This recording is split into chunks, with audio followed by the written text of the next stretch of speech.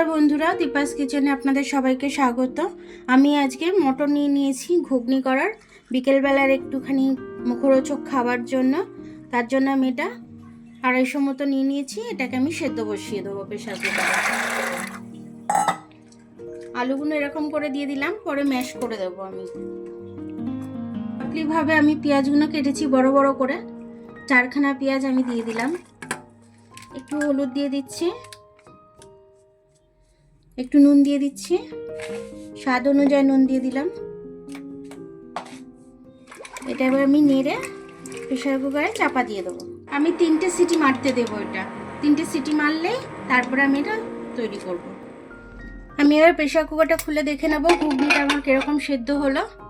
ঘুগনিটা আমার খুব সুন্দর সেদ্ধ হয়েছে, মামাদের মতো, যেরকম রাস্তায় মামারা ঘুগনি বানায়। আমি ঘুগনির আলুগুলো একটু ভেঙে দিচ্ছি, এবার আমি এটার মধ্যে ঢেলে দেবো। জলটা একটু শুকিয়ে যাবে।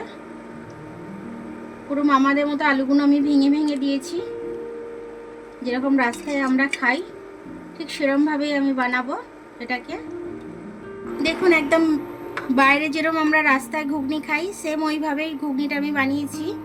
এবার আমি এখানেতে প্লেটে ঢেলে নিচ্ছি। মধ্যে একটু জিরে গুঁড়ো দিয়ে দিচ্ছি আমি, একটু ভাজা গুঁড়ো লঙ্কা দিয়ে দিচ্ছি আমি, নিজে ভেজে গুঁড়িয়ে নিয়েছি আমি। একদম বিকেলের চটপটা নাস্তা।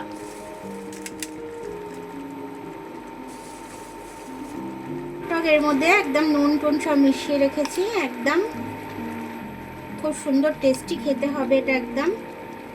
এর মধ্যে আমি একটু পেঁয়াজ দিয়ে দিচ্ছি, একটু তেঁতুল জল দিয়ে দিচ্ছি আমি। তেঁতুল জল না দিলে তো এটা খেয়ে একদম মজা আসবেই না। আর কাঁচা লঙ্কা তো না দিলে মানে ভালোই লাগে না খেতে। একদম কাঁচা লঙ্কা দিয়ে দিলাম খুব সুন্দর করে। এইটার ওপর দিয়ে ঘুগনি আমি দিয়ে দিচ্ছি।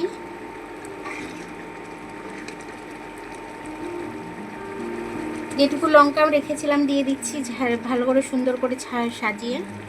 জিরে গুঁড়োটাও দিয়ে দিলাম, খুব সুন্দর টেস্টি হয়েছে খেতে। একটু বিট নুন দিয়ে দিচ্ছি, একটু ঝুরি ভাজা দিয়ে দিচ্ছি।